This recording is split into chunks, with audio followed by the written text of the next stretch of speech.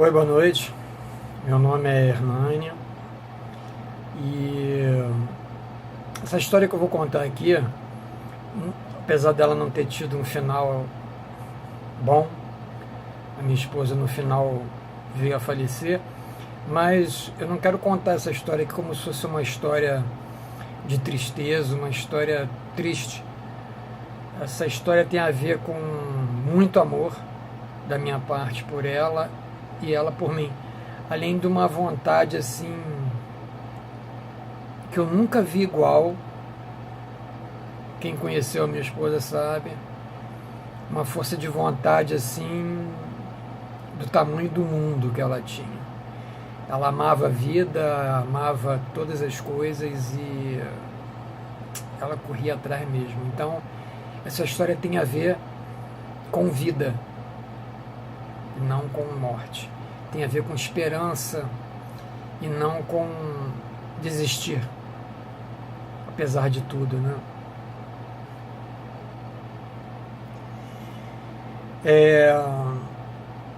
Vou tentar fazer um breve relato. E no final de 2014, a minha esposa começou com uma tosse e a médica era uma médica homeopata, muito relaxada, a meu ver. Ela não fez uma investigação do que era aquela tosse. E entrou janeiro de 2015, nós fomos fazer uma viagem, a tosse dela aumentou e no início de fevereiro ela foi ver com outros médicos, já que as bolinhas homeopáticas, não que eu tenha nada contra a homeopatia, não, eu não tenho. Eu, inclusive, sempre tento, quando possível, evitar tomar remédio alopático. E normalmente eu vou no médico alopata para ver o que eu tenho e sempre que eu posso substituir, eu substituo. A não ser quando não tem jeito mesmo, é um antibiótico, é um anti-inflamatório, que tem que ser, uma coisa assim, aí eu tomo. Mas enfim, primeiro ela foi no alergista e em seguida foi num pneumologista que já de cara, ao escutar o pulmão dela, viu que tinha alguma coisa de errado, tinha muito líquido. Poderiam ser várias coisas, inclusive uma pneumonia. Marcou uma tomografia, mas já fui falando para ela, ó, você tem muito líquido dentro da sua pleura. Você provavelmente em poucos dias vai sentir muita falta de ar e não vem para cá não, vai direto para um pronto-socorro, porque você vai ter que tirar esse líquido aí urgente. E assim aconteceu. Ela piorou muito, falta de ar, e tivemos que fomos para o Life Center e lá já fez um procedimento que faz 2 furos. Eu peço desculpas a bagunça daqui atrás, tá, gente, que eu tô meio acampado aqui no escritório. Faz 2 orifícios bem pequenos, mas é uma dor imensa, porque é aqui, ó. É uma dor muito forte e drena aquele líquido todo. Saiu mais de 2 litros de líquido lá de dentro e ao mesmo tempo já fez uma biópsia do local. E o médico, logo após o procedimento, já me chamou e falou, olha, não é bom. Não é bom, não sei exatamente o que é. Pode até que seja um tumor benigno, mas pelo meu conhecimento não é. Então a biópsia vai demorar uns 15 dias aí. E assim, aí eu fui falar com a Cristina, eu não quis desestimulá-la de cara, porque poderia ser um tumor benigno, né? Mas acabou que chegou a imagem e chegaram os resultados e eu não tive como esconder dela, né? Eu tive que contar. E já estava chegando o dia da gente... Não, nós já estávamos em casa já. E ela fez outros exames que detectam a extensão de qualquer dano por metástase no corpo inteiro. E quando chegou aquele exame foi assim bombástico, porque ela tinha um câncer que não era raro, mas por falta de exame genético não se detectava esse tipo de câncer. É um câncer que só dá em mulher não fumante, independe de hereditariedade, sabe? Ele é meio que um sorteio maluco, vamos chamar assim. E ela... O chão caiu, porque a gente estava no médico e ele deu de 3 a 5 meses de vida para ela, sabe? É horrível você... Nossa, eu não quero que ninguém escute isso. Nunca. Fomos para casa e a Cristina ficou deitada por 3 dias, sem reação. Não conseguia nem levantar da cama. Também depois de uma notícia dessa... E quando a gente ama uma pessoa, ama muito, como eu amava a minha mulher, se você já me perguntasse assim, se eu fosse um gato e tivesse 7 vidas, quantas vidas eu daria pela minha esposa? Eu daria 7. Eu roubaria vidas, eu pegaria emprestado, pagaria por outras reencarnações minhas. Eu faria o que fosse possível por ela. Eu amava assim muito, mas o que se faz numa hora dessa? O que fala para uma pessoa, né? E eu lembro que no 3º dia eu levantei, eu estava deitado com ela, fazendo companhia para ela, fazendo carinho, né? E levantei e sentei na sala, sabe? E me deu um vazio, assim, um vazio enorme naquele momento. Eu sentei, não liguei televisão, não fiz nada, só sentei e fiquei assim, com o meu pensamento distante, não lembro em quê. E em seguida a Cristina aparece na porta da sala e me chama, e eu fui até ela e ela falou: amor, eu decidi que eu vou morrer de velhice, eu não vou morrer de câncer, você me ajuda? Sim. E foi aí que começou a saga, sabe? Nós ficamos por muitos meses debruçados na internet, pesquisando tudo quanto é tipo de coisa que já, por menor que fosse a ideia, a esperança que fosse, nós nos debruçamos em tudo.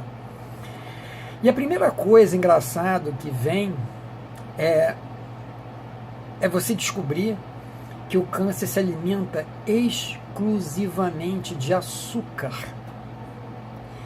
E o meio ácido, que é o nosso sangue era para ser totalmente alcalino, mas a gente acaba que come muita porcaria. Refrigerante, então, tipo assim, é o veículo mais rápido para o seu câncer avançar, é você ficar tomando refrigerante. Para você ter uma ideia, um copo de refrigerante, quando você toma, ele deixa seu sangue muito ácido, e para tirar essa acidez do sangue, você teria que tomar em seguida de 20 a 30 copos de água para tirar essa acidez do sangue. É uma coisa impressionante, mas fazer o que, né? E nenhum médico chega pra gente, você pergunta: e aí, doutor, tem alguma dieta para fazer? Não, coma tudo, beba tudo, é liberado. Não é liberado, não pode ser liberado. Você tem que fazer dieta do açúcar, você tem que parar de ingerir bebidas e comidas que façam o seu sangue ficar ácido, porque quando ele fica ácido, o transporte do açúcar até a célula doente é muito mais rápido. O câncer ele já tem uma facilidade de proliferação assim, gigantesca. As células crescem absurdamente e se multiplicam mais rapidamente ainda. Então, o açúcar com o meio ácido é uma combinação nefasta, sabe? Mas nenhum médico te conta isso. Pelo menos todos os que eu consultei sempre falaram: não, coma e beba tudo. E nós descobrimos muitas coisas, só que não deu para fazer tudo que a gente lia. Não tinha como.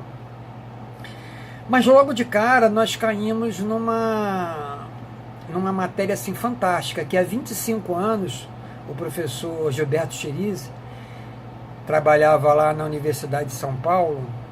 Ele descobriu, ao estudar o leite materno, descobriu a fosfatanolamina sintética. E através de estudos, eles chegaram à conclusão dos estudos in vitro e in vivo, mas que não quer dizer que são em humanos, assim, melhoras fantásticas no trato de vários tipos de câncer e cura. E ele começou a produzir isso e distribuir gratuitamente lá nessa universidade. E o negócio foi crescendo, porque passa de um para o outro, e aquilo foi ficando num volume assim expressivo, e a faculdade, para se livrar daquilo e também por pressões externas, proibiu fechou o laboratório de química, proibiu. E foi uma coisa fantástica. E nós descobrimos que essa fosfatanolamina tinha, sim, uma pegada para essa questão do câncer, assim, fantástico, fantástico. E já entramos com uma liminar que foi prontamente deferida pelo juiz.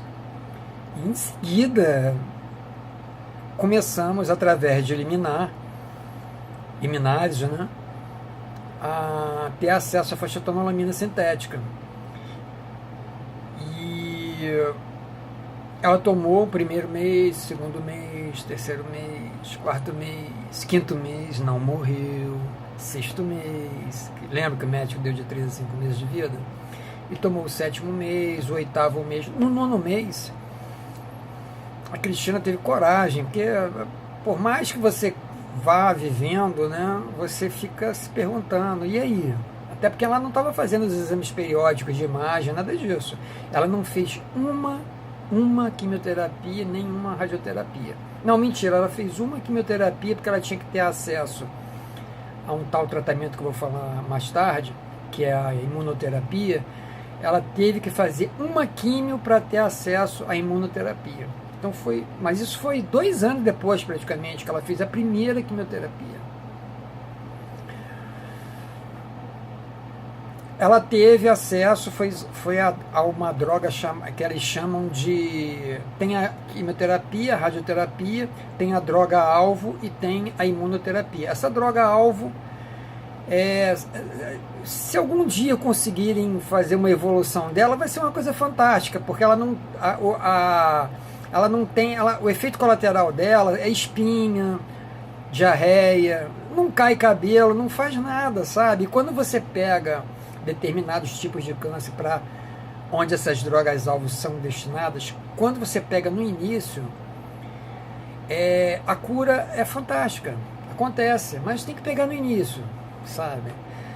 Mas eram remédios caríssimos e o plano de saúde não curava. O primeiro custava, acho que entre 7 e 10 mil reais a caixa com 30 comprimidos. O outro, quando houve a mutação, era 39 mil reais a caixa, na época, né? Porque isso é tudo cotação do dólar. Quanto mais caro o dólar tá, mais caro o remédio fica. E não vende no Brasil, sabe?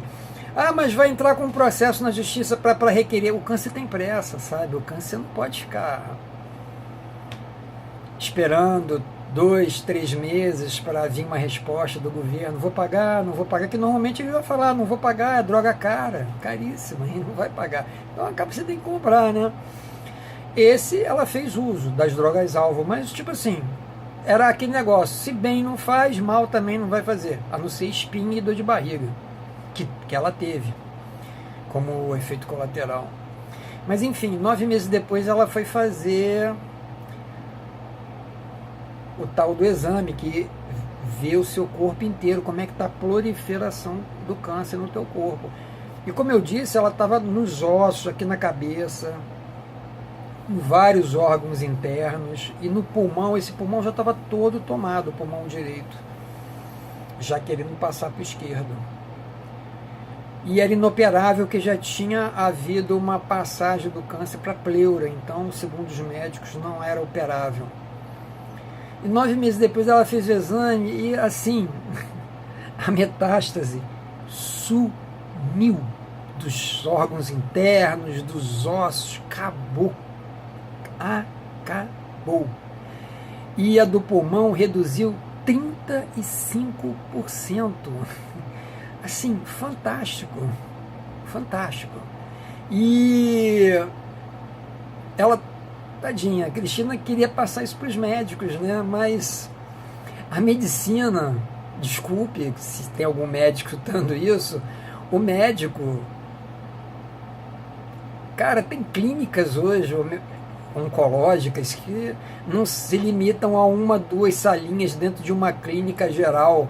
As clínicas oncológicas hoje são prédios próprios, 9, 10 andares, sabe, maior estrutura. Dá muito dinheiro o câncer, é muita grana. Então, tipo assim, a fosfatanolamina, quando ela for aprovada para uso em humano, ela vai custar 10 centavos a cápsula. O tratamento inteiro vai sair por R$ 90. E o professor Gilberto Cherise, ele só aceita passar porque isso a patente está registrada com ele só aceita passar para o governo se o governo se comprometer a fornecer esse remédio de graça pelo SUS. Então imagina, mas também imaginem quantas pessoas não querem. O cara está há 25 anos tentando aprovar esse trem e não consegue. Eu não vou falar porquê, eu quero que vocês tentem adivinhar o porquê. Por que muita gente não quer? Né? Então ela foi contar para o médico, e o médico, dentro daquela clínica top, chegou, falou para a Cristina: olha, se você continuar, e apontando o dedo, se você continuar a usar isso, eu vou te proibir de tratar aqui na minha clínica. A Cristina ficou pasma com aquilo, e eu falei: Cristina, eu posso falar? Posso tomar a frente? Ela pode. Eu falei: olha, primeiro, eu quero que o senhor vá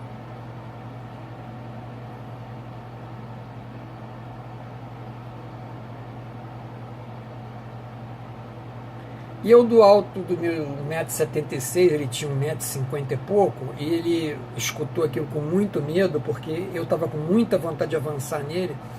Eu falei: cara, a gente não está tratando na tua clínica, você tentou empurrar químio, rádio, tudo. Você tentou empurrar tudo pra gente, mas a gente não faz nada. A gente só vem aqui para você prescrever exames. Vocês são prescritores de exames. O medo de vocês é a gente sentar lá na recepção e fazer o que a gente está fazendo mesmo, que é espalhar para as pessoas. Existe a fosfatanolamina sintética. Conclusão: não fomos mais naquela clínica, como não fomos em outras. Preferimos pegar um ou outro oncologista para prescrever exames. Mas ela continuou tomando a fosfatanolamina sintética e tomando esses remédios, a droga-alvo, que se bem não faz, mal também não faz. E a Cristina voltou, ela teve que fazer 4 vezes retirada de líquido do pulmão, da pleura, e nós começamos a tratar com um médico particular, que nem aceitava o nosso convênio, que era o Unimed, e acabou que fomos para São Paulo também, fomos na Beneficência Portuguesa, que nos cobrou quase 5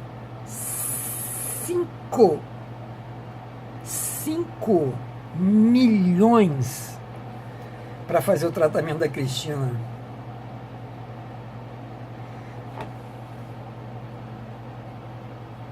É muito dinheiro. Muito dinheiro. Pois é. E ele lá falou que ela tinha que passar por todo o protocolo, que o câncer tem o tal do protocolo. Para você ter acesso a uma determinada coisa, se você ainda não fez aquele protocolo todo, você tem que fazer para ter acesso àquilo ali. Mas, doutor, está escrito para ter acesso a esse remédio aqui, que eu tenho que estar no estágio tal e na mutação tal. Então por que eu não posso ter acesso a ele? Ah, porque tem o protocolo.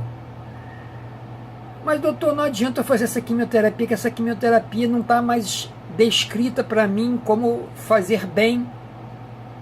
Ela não vai me fazer bem, só vai me fazer mal, ela não tem nada a ver comigo. Não, mas tem o protocolo.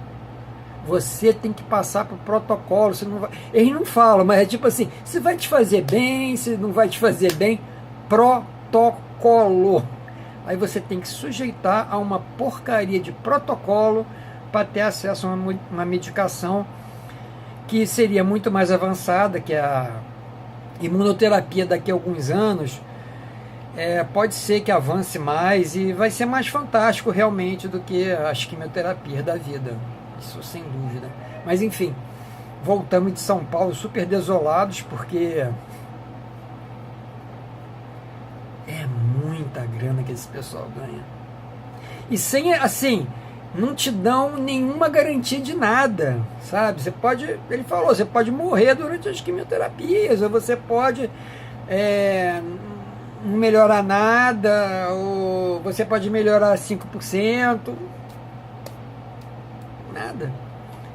Enfim, Até que esse médico, 1 ano e 8 meses, 1 ano e 9 meses depois, ele prescreveu essa tal da imunoterapia. E são vários tipos de imunoterapia, tá? Eu vou falar essa específica da minha esposa. E onde ela teve que fazer uma químio para dizer que passou pelo protocolo. E foi começar a tomar. E nós perguntamos para os médicos, era um remédio novo, ainda não tinha no Brasil.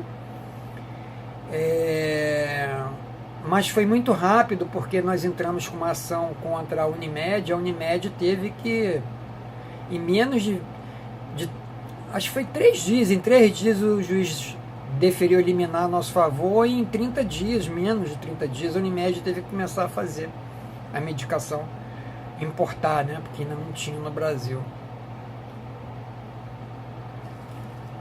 Quer dizer, não, já tinha no Brasil, sim. Ela estava chegando no Brasil, mas estavam finalizando os estudos dela. Então, nós perguntamos, né?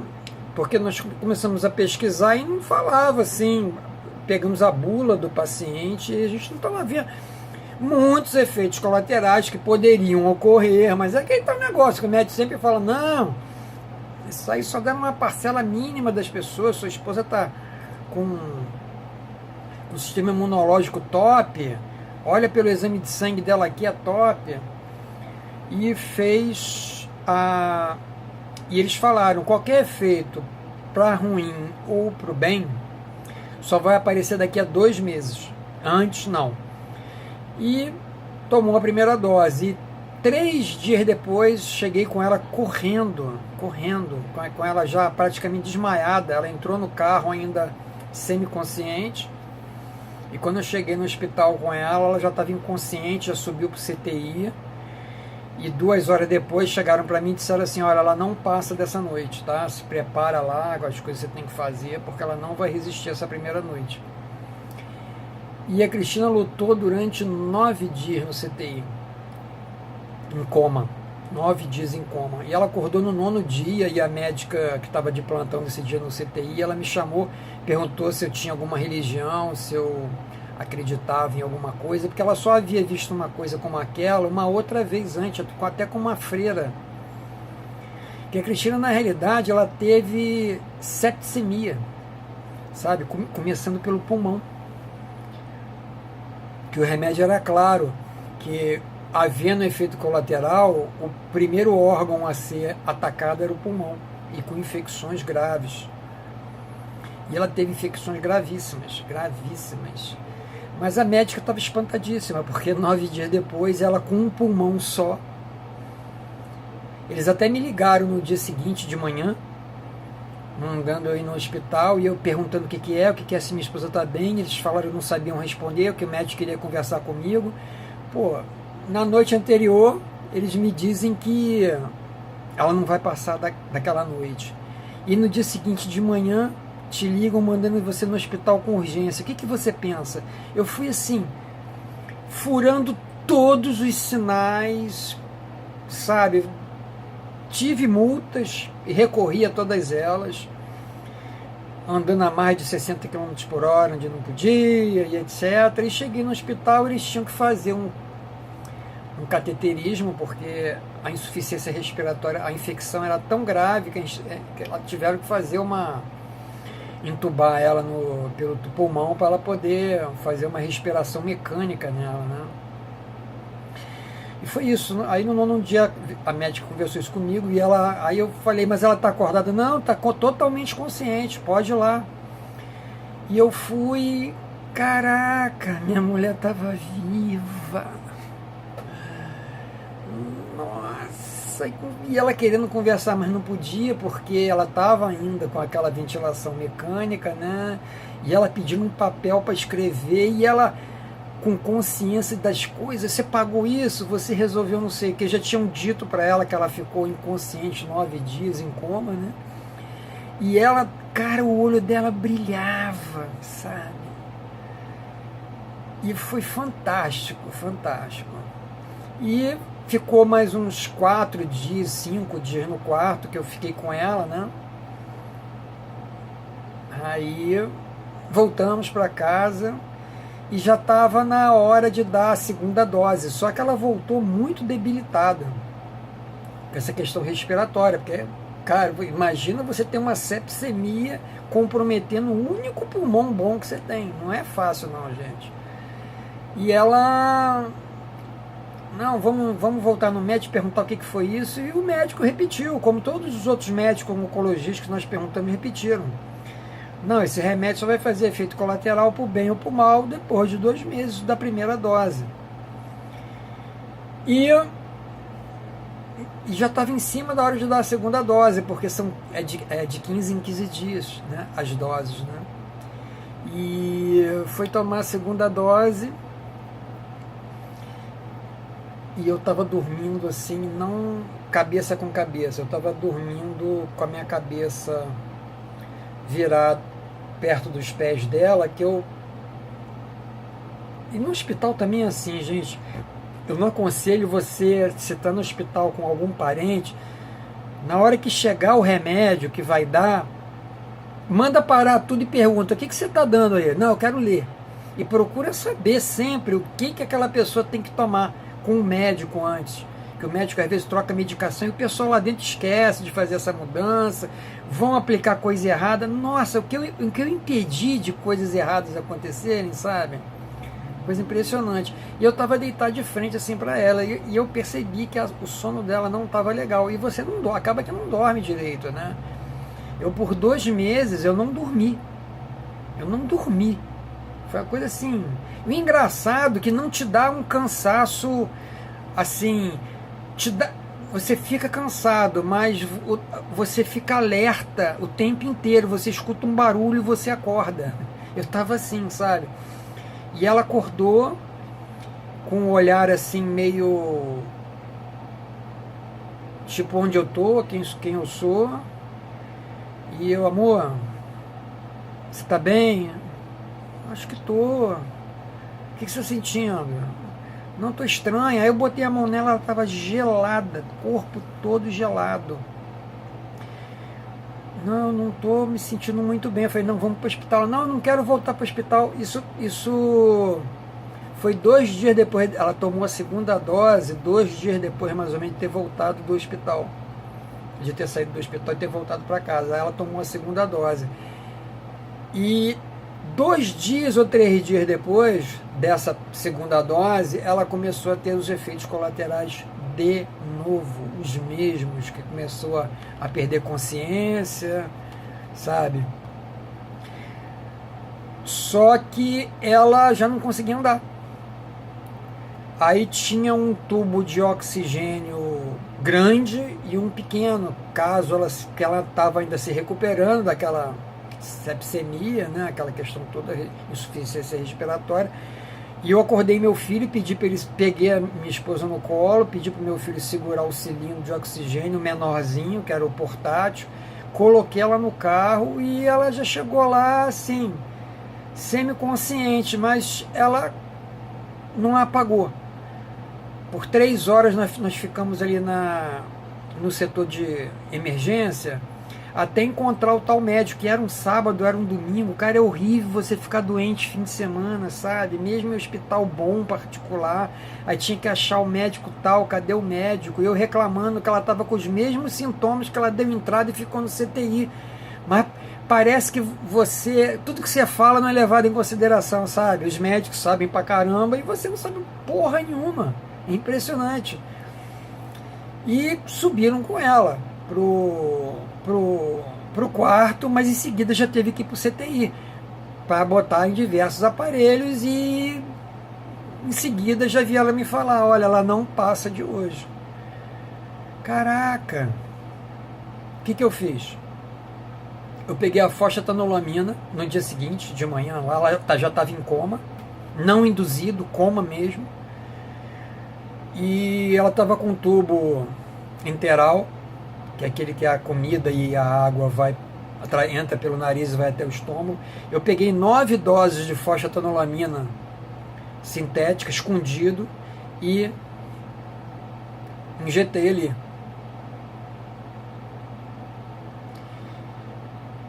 E no dia seguinte de manhã, quando eu fui visitá-la, a mesma médica, me falou: Sr. Hernando, eu estou impressionado, porque a sua esposa fez assim agora de manhã.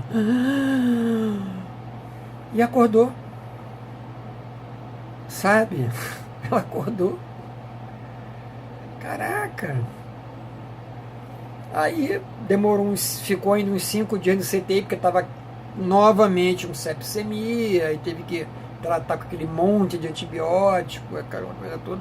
Aí desceu para o quarto, fomos para casa. No que nós fomos para casa, passou mais uns 4, 5 dias, ela teve uma recaída, voltei com ela para o hospital, ela entrou no CTI de novo, praticamente na mesma hora, e já entrou em coma novamente. E no dia seguinte, para mim não dar nada escondido, eu falei para o médico que eu queria dar água benta para ela. O médico que estava cuidando, que era o responsável do CTI, ele ficou muito assim, mas acabou que... Por que não vai deixar dar água benta? Ele já tinha me dito que ela ia morrer, que ela não ia passar aquelas primeiras 24 horas, né?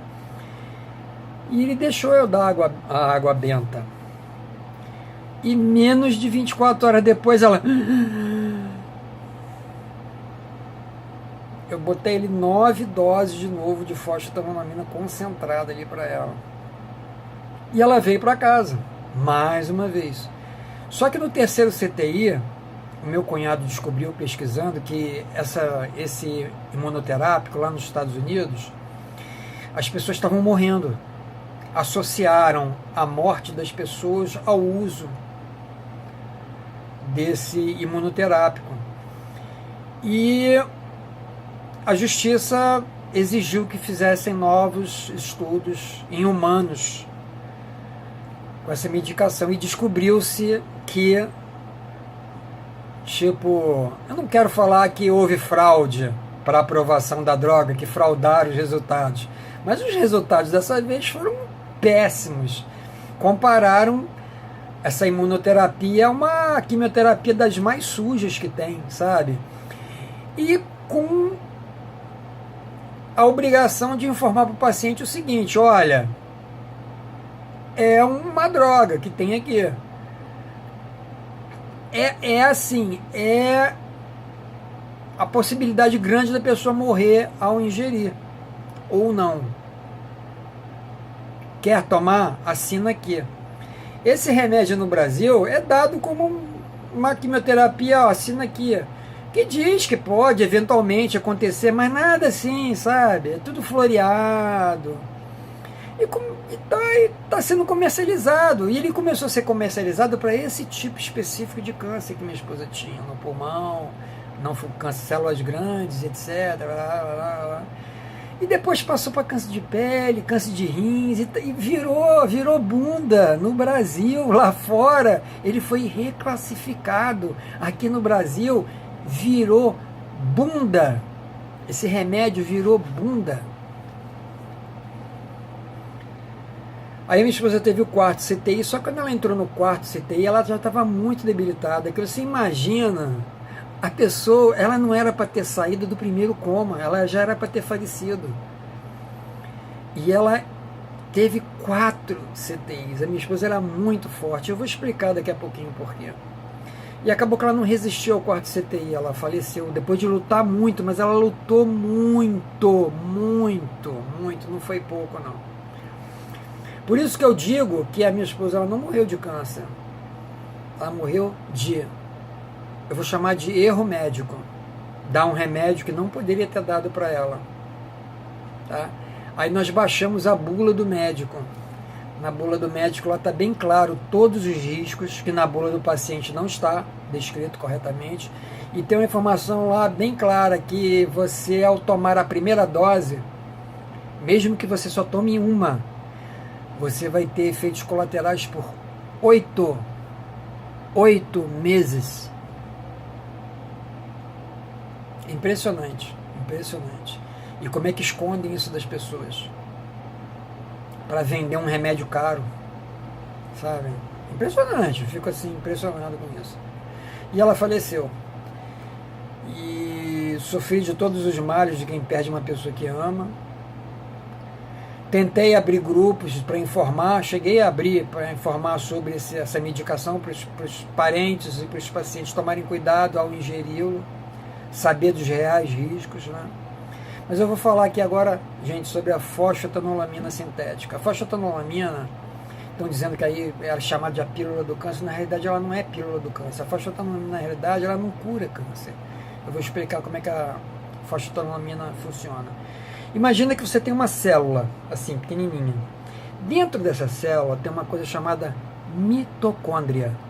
A mitocôndria é responsável por fazer a sua célula respirar. A diferença básica entre uma célula de câncer, seja qual tipo de câncer for, e uma célula sadia, é que a do câncer, independente qual tipo, não respira. É anaeróbica. E a célula normal, boa, ela é aeróbica, ela respira. Então a primeira coisa que o câncer faz é desativar a mitocôndria. Desativa, ela para de respirar. Ah, mas a célula vai funcionar assim mesmo? Vai. Vai funcionar assim mesmo. O professor Gilberto estava estudando o leite materno até para saber por que a criança ficava com tanta imunidade, né? A criança que tomava muito leite materno por muito tempo, que criava muitos anticorpos, isso e aquilo, e sem querer ele esbarrou na fosfetanolamina e começou a estudar e foi a fundo nisso. O que a fosfetanolamina faz no nosso organismo? Ela consegue penetrar na película que envolve a célula sem danificar aquela película. Ela penetra, vai dentro da mitocôndria e ativa a mitocôndria, faz com que ela volte a respirar. A célula do câncer, ela imediatamente ela fala assim, peraí, what's going on? O que está acontecendo? Ela não consegue, não dá conta de respirar. Aí existe a tal da apoptose, que é a morte programada da célula. Ela vai lá e se suicida, vamos chamar assim, ela comete suicídio. E por isso quando a pessoa até toma a fosfetanolamina e vai se fazer exame de sangue para ver quantas células cancerosas existem no sangue, então aparece um monte, porque elas vão sendo eliminadas conforme elas vão morrendo, né? Então acontece isso, não é um remédio para matar a célula do câncer, ela simplesmente ativa a mitocôndria. É como se fosse, eu chamo de reestruturador celular. Ela vai lá ver o que tem de errado e tanto é que a fosfetanolamina já está sendo estudada para outras coisas, como essa coisa de ativar. A fosfetanolamina também ela tem uma vantagem de que, como ela ativa o sistema imunológico, ela faz com que o seu corpo volte ao normal muito rapidamente, você ficar com como se fosse assim, super soldados, super saudável. Por isso que quem faz químio e toma a fosfo, volta ao normal, vamos chamar assim, que a químio mata as células boas e ruins, né? Mas as boas também. Então a pessoa, na segunda, terceira químio, tem prostrações incríveis, né? Claro, tem diferença de uma pessoa para outra. Mas a fosfetanolamina também ajuda demais nesse ponto. Então é isso, a fosfetanolamina faz esse milagre, vamos chamar assim, mas ninguém quer saber da fosfetanolamina sintética, ninguém quer que seja aprovado. A última coisa que a Dilma fez como presidente foi aprovar uma lei dando acesso aos pacientes à fosfetanolamina sintética, apesar que isso não é muito preciso, porque tem a RDC 38, eu acho, 35, no seu artigo 14, se não me engano, que diz lá que todo paciente que tem uma doença complicadíssima como o câncer, já tentou lá o que tinha que tentar e não está dando os efeitos desejados, ou seja lá o que for, pode e deve recorrer a substâncias que ainda não são uma droga, não foram elevadas a remédio. Então a fosfetanolamina, sim, ela já está nesse... os testes em humanos não estavam conclusivos ainda, porque ninguém deixava fazer teste em humano, né? Então você podia sim recorrer sem essa lei da Dilma, mas o fato que assim que a Dilma, olha que coisa impressionante, assim que a Dilma foi lá e sancionou a lei, A Associação Médica Brasileira, junto com médicos, e pasmem, o Dr. Drauzio Varela estava junto. E eu acho que por coincidência ele tem uma clínica oncológica. Ele tem, apesar dele não ser oncologista. Eles foram lá e falaram assim, mas como? Como vai dar uma droga que não tem estudo nenhum, não sabe a toxicidade disso e vai ficar dando para as pessoas? Como pode uma coisa dessa? Caraca, vocês já leram a bula de algumas quimioterapias? Sabe o que diz lá em algumas delas? Diz assim, para que serve? Não sei. Efeitos colaterais. Pode causar câncer, pode matar.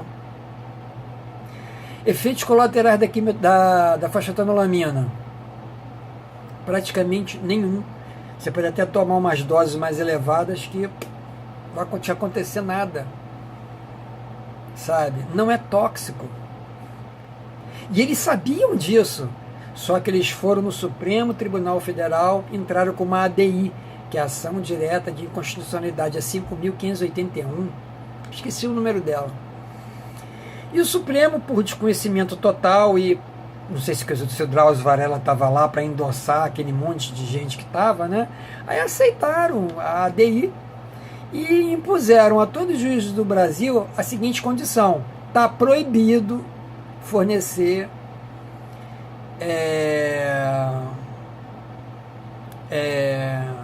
como é que fala quando você ganha uma ação? Você dá ganho de causa para quem tiver entrar com processo para adquirir a fosfatanolamina. Que só um lugar no Brasil está fabricando ela hoje, que é lá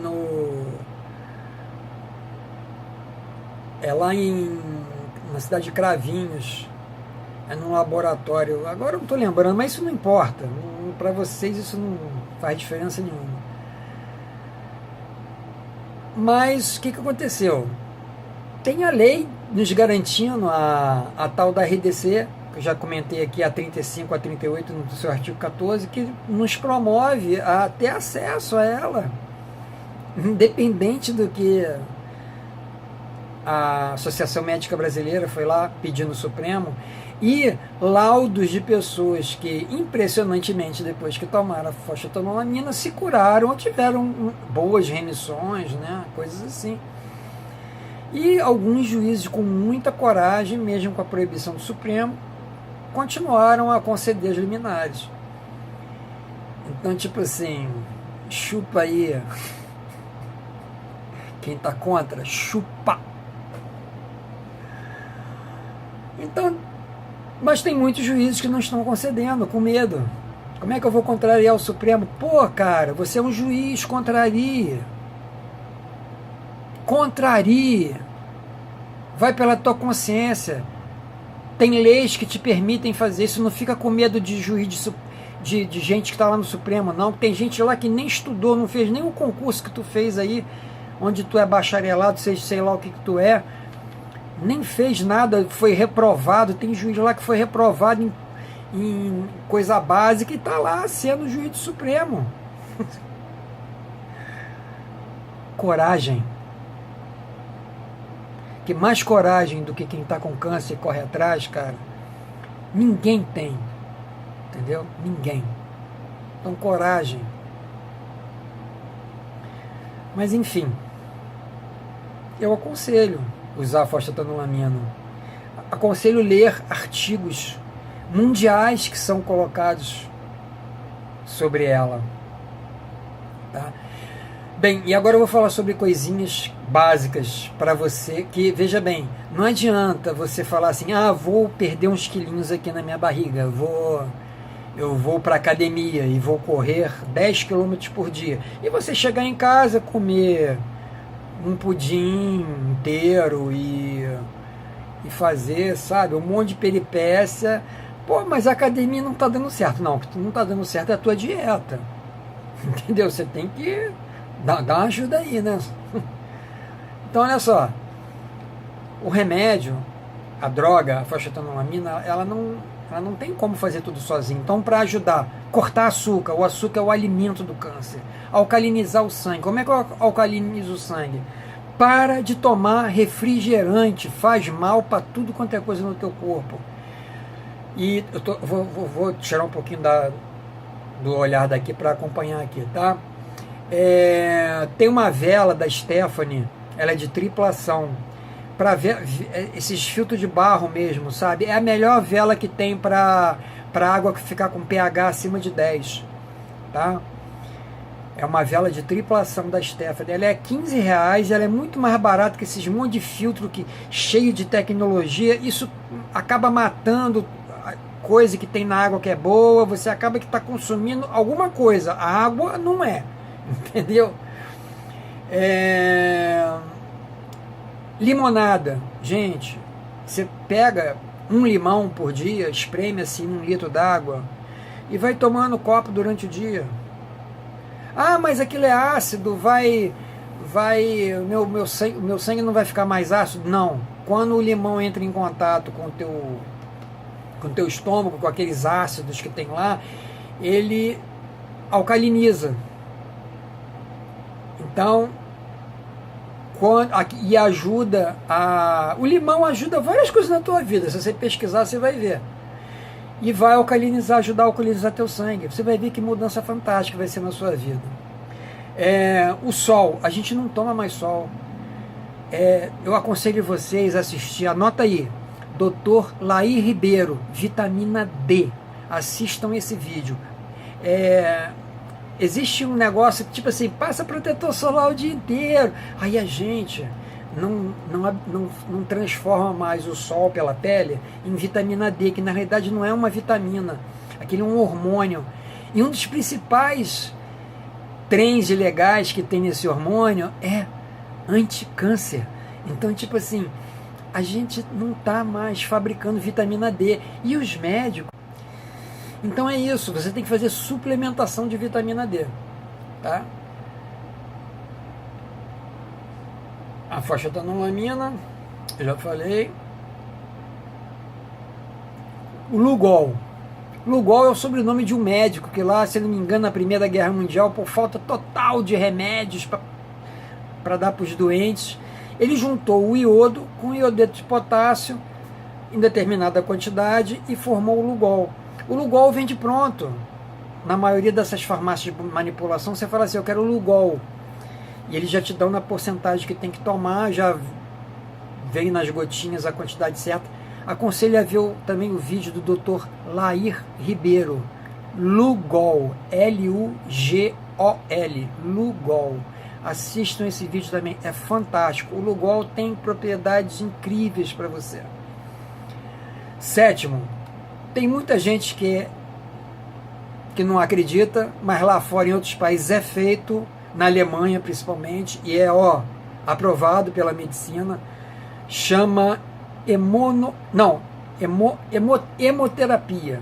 O que é hemoterapia? A hemoterapia, você vai chegar aqui na tua veia de sangue, tá? Não é arterial não, é a veia mesmo. Veia de sangue, né, gente? Mas não é a veia arterial.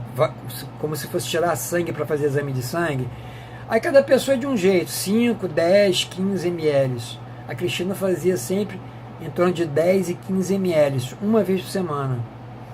O que você faz? Você pega, tira aqueles 10, 15 ml e imediatamente já no músculo você volta com aquele sangue, mas tem que ser bem rápido, porque o sangue ele tem um fator coagulante impressionante, né? Então tem que ser bem rápido, joga para dentro do corpo novamente. E imediatamente vai criar um vermelhidão naquilo ali, em volta daquilo. Isso é super normal. As suas células de defesa, elas chegam em volta do teu sangue, porque aquilo ali foi jogado ali dentro e inicialmente ninguém se entende com ninguém, mas acaba que eles começam a se falar, ué, mas sou eu. Sou eu, não é corpo estranho. Mas automaticamente aquelas células de defesa já emitem um comando para o teu corpo dizendo assim, produza-se mais seres para combater tudo quanto é coisa, né? E são produzidos anticorpos.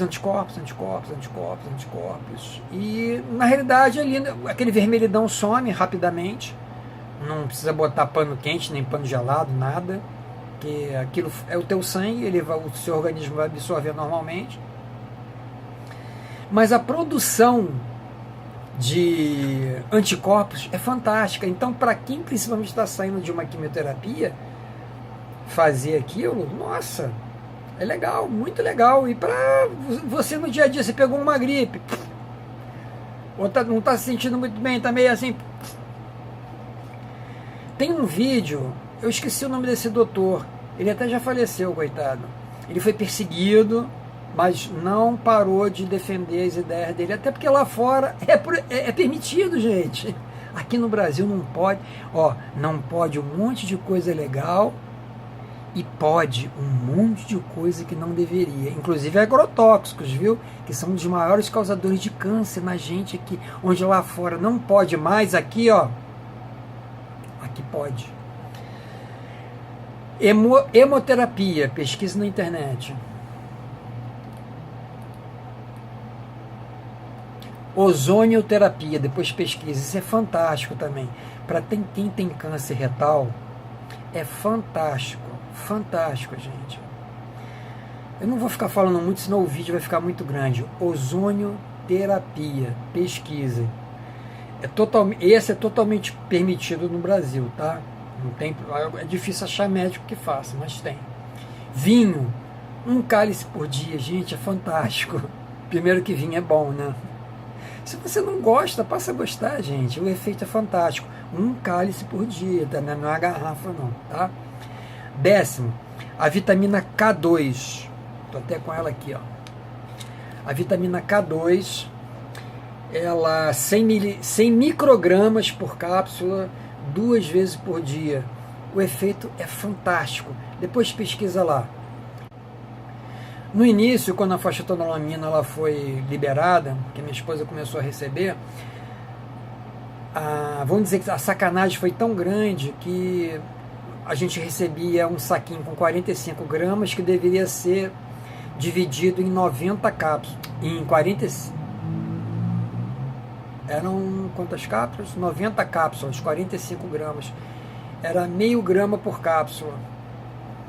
Só que vinha um sachê com pó dentro. Como é que a gente toma aquilo? Sabe? Aí eu tive que comprar uma encapsuladora. Eu já tinha algum conhecimento, questão de química, né? Porque eu fiz um pequeno período de química. E postei o vídeo na internet. E várias pessoas vieram aqui em casa para aprender direto comigo.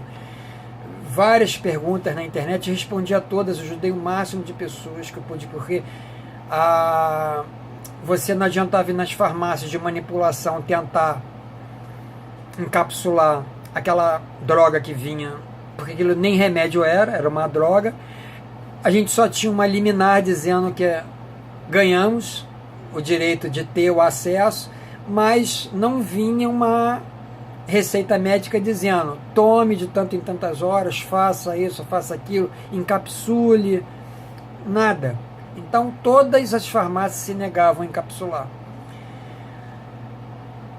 Então eu postei um vídeo na internet ensinando a encapsular e depois ensinando a secar, que nós descobrimos depois que a fosfetanolamina ela é higroscópica, ela absorve umidade muito rapidamente. Então em cidades litorâneas, principalmente onde a umidade relativa do ar é alta, tipo 80%, 70%, em vez de você conseguir botar 45 gramas e 90 cápsulas, você acabava que enchia 100, 105, 110 cápsulas.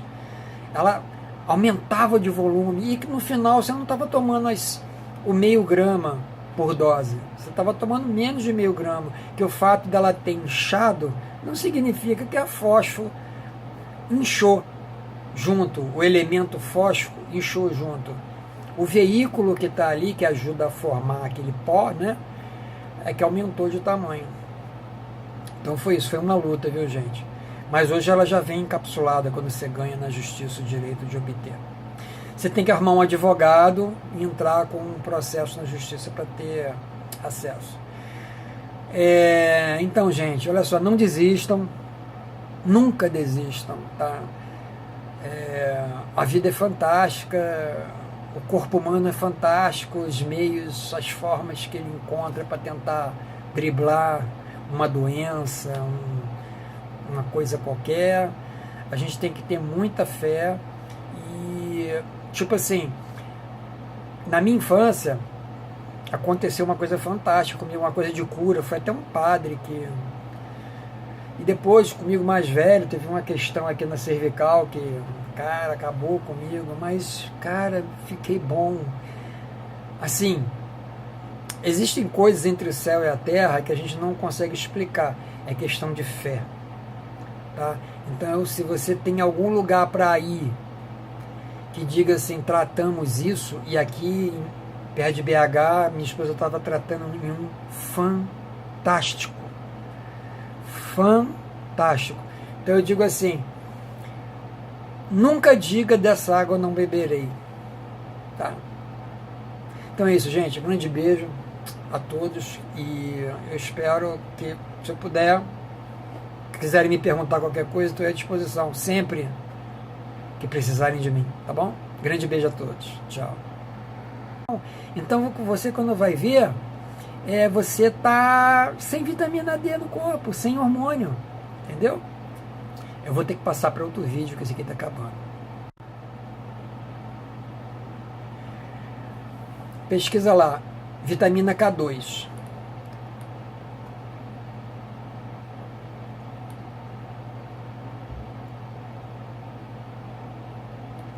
Quando você vai limpar os seus verdura, legume, pega o vídeo do Dr. Laí Ribeiro falando sobre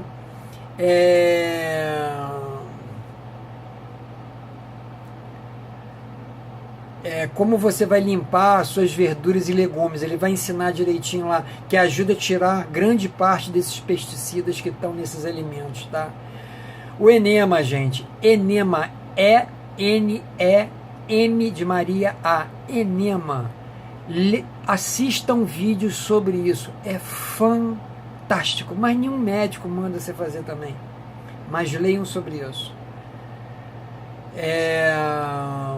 Outra coisa aqui, não, basicamente é isso, gente. Olha só, tem muitas coisas, eu não vou dizer que é culpa dos médicos. Tem um vídeo também do Dr. Laí Ribeiro, que ele é o único médico que está tendo coragem de botar a cara e enfrentar qualquer coisa. Tá?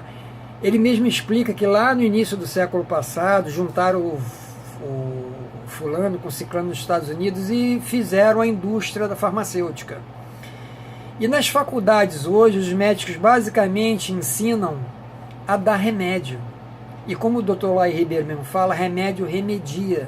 Remédio, da maioria das vezes, não trata a causa, não cura, remedia. E tem vídeos engraçados, você começa a tomar um remédio para cá, efeito colateral aqui, que dá um efeito colateral aqui, que dá um efeito colateral ali. E quando você vai ver, com 60 e poucos anos, você está tomando 500 remédios, sabe? Para controlar diversas coisas, sabe? Aí você pergunta assim, pô, Naninho, e você está tomando quantos remédios? Eu não tomo nenhum remédio, não tomo. Eu procuro controlar a alimentação, também não é nada de maluquice não, tá? Eu não... Chega fim de semana eu como torresmo, sabe?